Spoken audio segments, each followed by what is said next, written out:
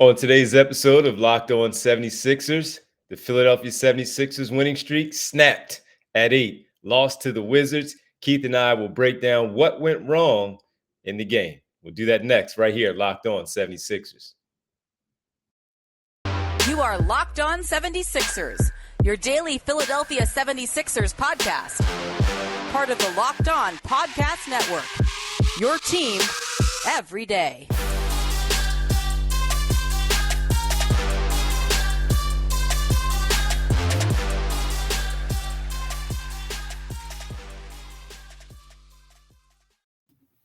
Welcome, you are Locked On 76ers. I'm Devon Givens from 97.5 The Fanatic Radio in Philadelphia, alongside my co-host and partner from theinquirer.com, Sixers beat writer, Keith Pompey. What's going on, man? Yo, what's poppin', D? How you, bro? Man, all is good. All is good. Unfortunately for the Sixers, they had their win streak snapped. We'll talk about how they basically took that team lightly early on, and as a result, they lost the game. Thanks for making Locked On 76ers your first listen every day. And remember, Locked On 76ers is free and available on all platforms, including on YouTube, right here at Locked On 76ers. Well, we'll talk about the game last night and the approach and how things went wrong for the Sixers. We'll also get into a few other things and the possibility, again, of Tyrese Maxey returning. And then we'll also just simply break down a little bit more of this team as they have been playing the way that they have been playing so far this season. Keith, a tough loss for the Sixers last night, falling to the Washington Wizards. And we talked about this before in our preview of how they struggle when they go to Washington. They did win in Washington in game one earlier in the year. The Wizards returned the favor back here in Philadelphia, stinging them in game two. And now the Wizards have a 2-1 series lead after they got them last night. And Bradley Beal was phenomenal in the first half. He had 17. He only ended up with 19, but he got it started. And the Sixers, it seemed like they forced 9. By the way, they forced, I think it was 9 turnovers early on and could not score off of those turnovers by Washington. And it seemed like they took them a little lightly, Keith. Yeah, they did. I mean, it got to a point, if you really want to think about it, it got to a point early on, Joel imposed his will, but everybody else was just standing around. So it was like Joel was matching points for them, right? Joel goes to the bench and they still keep getting buckets, and the Sixers really, couldn't get any stops, right? I felt like their rotations early were huge. But it's weird, man. It's one of those things where I felt like, we talk about taking lightly, and we talked about it before. You come in here, you play this team. It's like they're struggling. Yeah, Bradley Beal just came back. We know he's a max player, but Kristaps Porzingis is a good player. But we finally got Embiid back, so he's going to do something to him. And I just felt like they just took him lightly. They were like, it looked like they were on cruise control. They had no sense of urgency, this and that. You want to commend them for coming back, but then you ask yourself, well, how come you couldn't do that, make those defensive stops early on? So, it was just one of those things where it just looked like they were like thinking, we're good. We beat the Clippers. We beat the Knicks. We're going to smack this team around. And then we're just going to go to New Orleans. It just seemed like they was worrying about Bourbon Street, more so worrying about beating the Wizards. Yeah, so again, the early turnovers that they did, you talk about their defense, they did have their defense stepped up early on, but they could not take advantage of those extra opportunities early on to get those buckets, to really put them away in that first quarter and have them try to use all of that energy and step up their defensive effort and come back and beat the Sixers.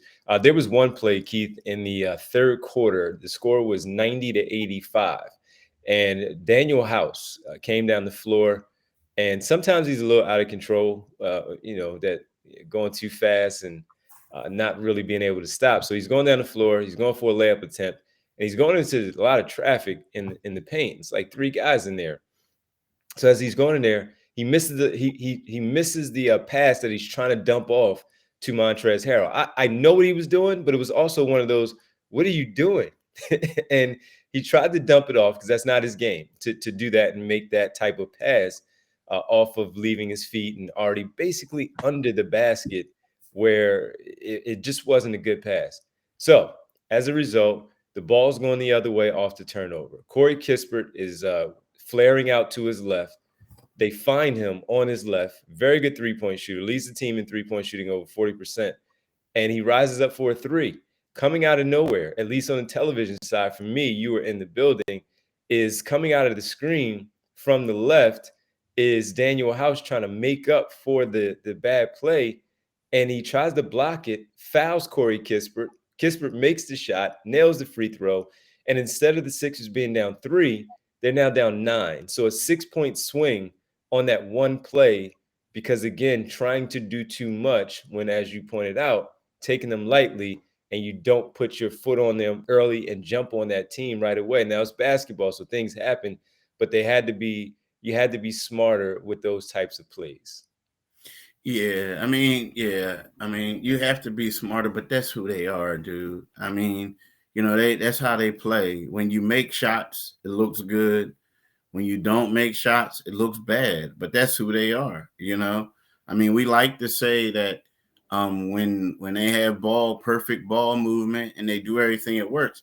But as you know, they have perfect ball movement when everything is going well. But when stuff starts getting crazy, then all of a sudden everybody starts trying to be the hero. You know what I mean? And they do a little bit too much. Yeah, they do a little bit too much. Trying That's to the press you a problem. little bit too much. Yep. Yeah, absolutely. Well, it got them last night, and part of it was the approach that was taken to the game. Who's responsible for the approach? Doc Rivers said last night that he felt like the team didn't come out with the right approach early on in the game.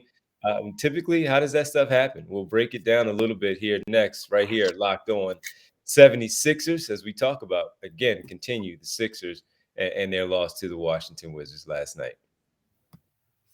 Let's talk about prize picks, right? Now, my man Luka Doncic made me look good. Now, if you guys were betting on Luka last night with prize picks, you would have got a lot of money. Because, see, this is how I'm talking about. Like, I'll say tonight I'm taking Luka Doncic to score more than 26.5 points, man. You would have won big time. LeBron James to score more than record more than 7.5 rebounds. Kevin Durant to have less than 6.5 assists, and Steph Curry to get more than 3.5 3-pointers. So how does things work is you pick 2 to 6 players, and if they will score more or less than their prize pick projections, you can win up to 25 times your money. There's no competing against other people. It's just you and the projections available. Prize Pick offers projections for any sports you watch, any sports. NBA, NFL, MLB, NHL, PGA, college football, college basketball, goes on, right? So it's safe and fast withdrawals, and entries can be made within 60 seconds or less. Download the Prize Pick app or go to prizepicks.com to sign up and play fantasy sports. First-time users can receive 100% instant deposit match up to $100 with promo code Locked On. If you deposit $100, Prize Pick will give you $100. If you deposit $50, Prize Pick will give you $50. Don't forget to enter the promo code Locked On at sign up for an instant deposit match up to $100. I'm telling y'all, do it today, people. Definitely do it today. Did you expect him to, when you always talk about Luka Doncic, 60? He's 60 with 21 rebounds and 10 assists or whatever it was. Yeah, Crazy. I don't expect anybody. Crazy. Nah, and that's the crazy thing about it, because you look at all these games, you look at with Joel Embiid. At first, he was the only person to do it twice, right? Or second, at one point he was, and then it became him and Devin Booker, and now it's him, Devin, and Luka, with Luka scoring 60. Like, this is crazy, man, because it's kind of like these guys are good, but this is stuff that you would only expect from Michael Jordan, Kobe Bryant. You wouldn't even expect this from, my man Bernard King. I mean, he was the guy, but you wouldn't expect him to do it at this frequency. But frequently. But it's kind of like I don't know, man. I don't know if the defense are down or what's going on, but it's like these guys are putting up video game numbers. Guys are just good, man. Got to give it to them. These guys are good. These guys are good. So that was a crazy number, though, that he put up.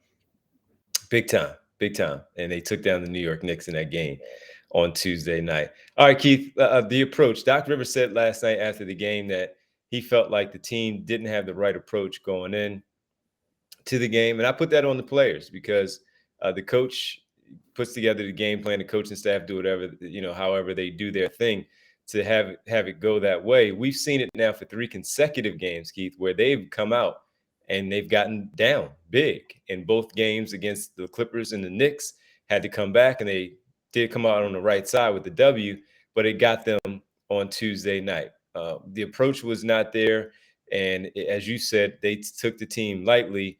When you look at approaching how you approach the game, how do you really view what Doc Rivers pointed out last night? I know you were one that also asked that question, following up on that. And yeah, I mean, just the approach in general was not great.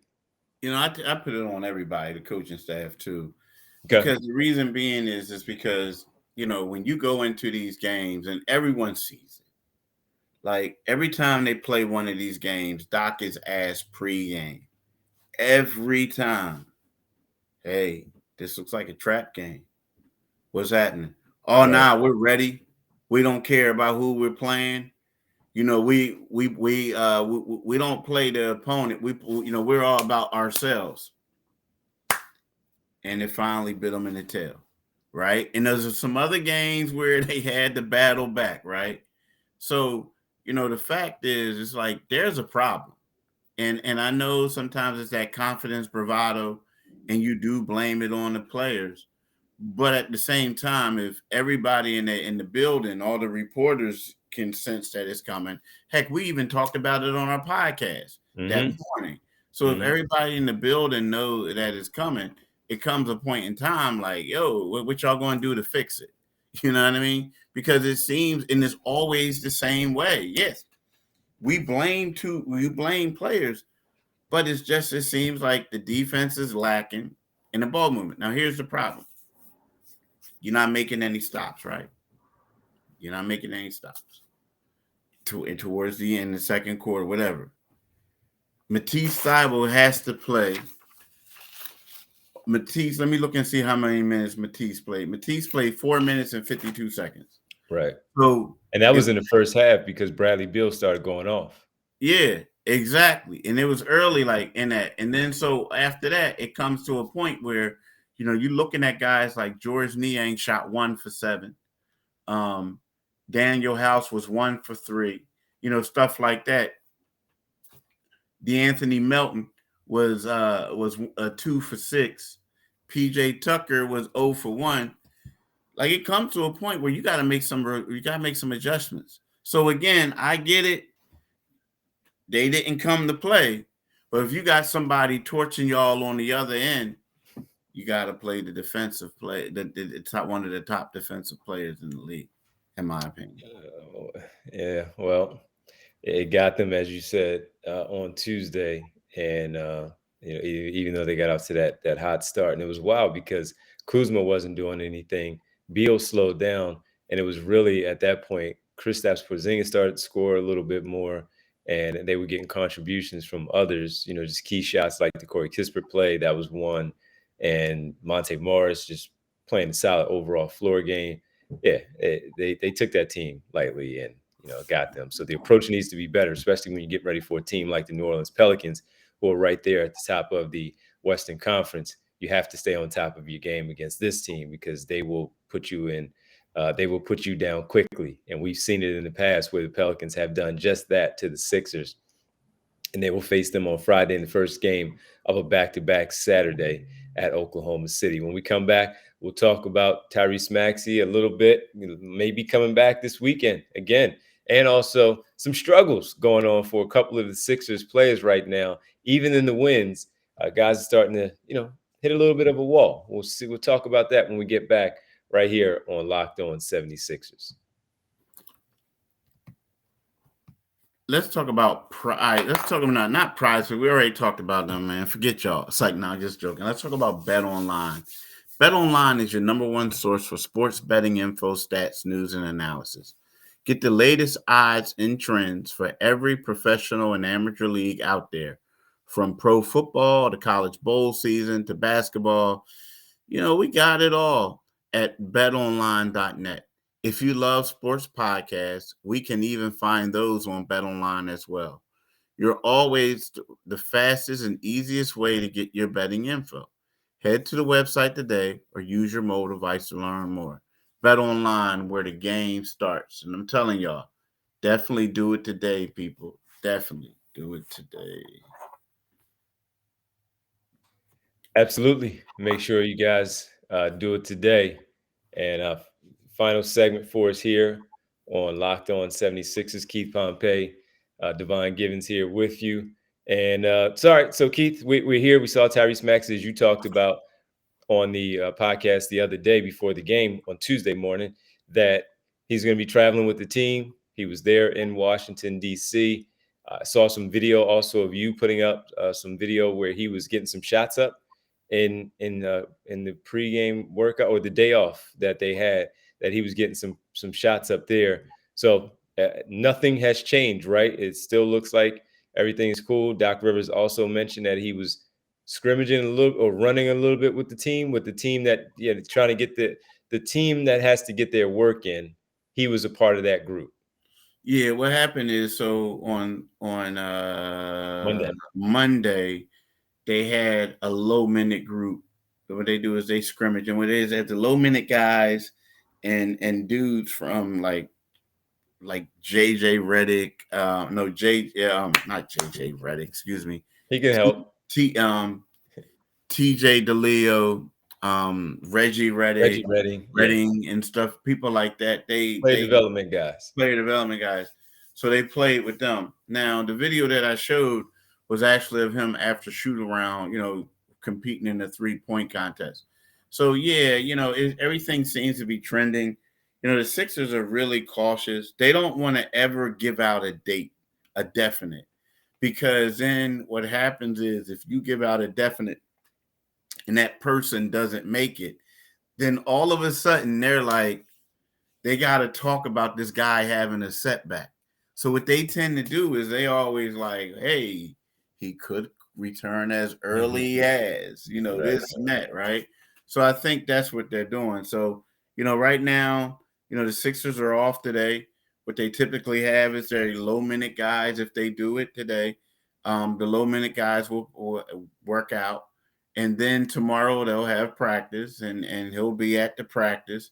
And then you'll see, from there on, basically a lot of times is how do you get up the next morning? How does your foot feel? How does this and that? But I kind of expect him to, if not play on Friday, to play on Saturday. But if he plays on Friday, I would be shocked if he played on Friday and Saturday. Yeah. I also don't think he's going to do a back-to-back type of thing. No. They play on Monday. So pick one of these games and then play on Monday against the Pelicans and see how he feels for that game, and then get him right back into the swing of things. And you see the struggles that some of the guys have had. Melton was off, Harris was off in these last two games. Also, Melton played a little bit better against the Knicks. Tobias struggled a little bit with the shot. He's been so good that it was bound to happen that he's going to have one of these off nights. And right now, he's not able to really knock down his 3-point shot as we've been so accustomed to seeing. At one point, he was shooting 60% from three in the month of December. That was going to cool off at some point. And so right now, he's hitting a little bit of a wall at this point for Tobias Harris. Not concerned about it, just simply pointing out as we talk about all these games. And as you mentioned, most of those guys in single digits, last night, where James Harden, Joel Embiid were able to really have their way, and just not getting enough from everyone else in the game on Tuesday. So Tobias struggling a little bit in these last two. Yeah, he struggled a little bit. Like, he's been 0 for 9 in the last two games. From three, right? Yeah, from three. Yeah. But it's outside of that, you take away those threes, Chicago. Tobias shot 7 for 10 outside of those three. So he shot 7 for 14, but he shot 7 for 10. From 2-point range. He only got to the foul line one time. He made that foul shot. He did have 2 blocks and 1 steal. And the thing about Tobias is, and he said this before, is a matter of him continued and shoot it, keep shooting it, and you'll get in the rhythm. And if you really want to think about it, the game before that, he only was 2 for 6 on threes against the Clippers, right? Oh yeah, So yeah. yeah, so so when you add all that up, it's what 2 for 16. 15. So he's been in a little bit of slump, like you said, but my thing is, as long as he continues to attack and he continues to hoist those shots, and because last game it seemed like he did more attacking the basket than he did the other one. So just he has to continue to stay aggressive. I think the attack in the basket more so because of the 3-point shot you're talking about is because it hasn't been falling.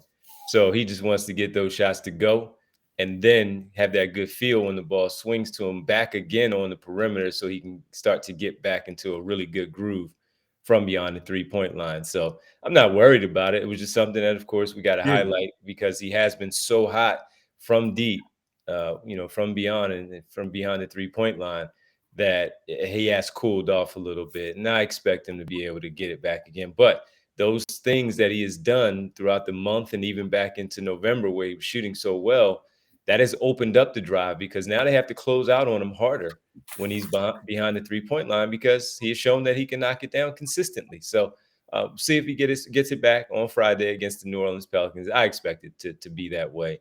And they're going to have to be on top of their game because that's a pretty good squad there out west. All right. We got to thank everybody for making Locked On 76ers your first listen every day. Make sure to check out Locked On Sports Today, the biggest stories around the sports world in 20 minutes or less, plus instant reactions, game recaps, and Locked On's take of the day. Locked On Sports Today, available on YouTube and wherever you get your podcast. Keith, you mind telling the good folks where they can find us? Yeah, you can find us wherever you get your podcast at, and especially on this podcast, right? So I'm saying, what you want to do is become a subscriber. You go to Locked On 76ers YouTube, click on the Liberty Bell, and you become a subscriber. D is going to be off today and tomorrow, 97.5 FM. My brother is chilling, but he'll be back on Friday. So make a point to go there on Friday and listen to my man D. But then at the same time, make sure you keep up with him on Twitter.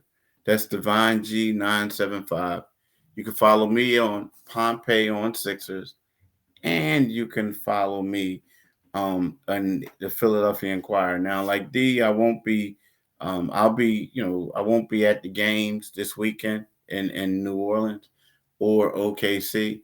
But make sure you follow the Inquirer and read our articles. Absolutely. And got to let people know that Keith came on the radio show yesterday. I appreciate that, man.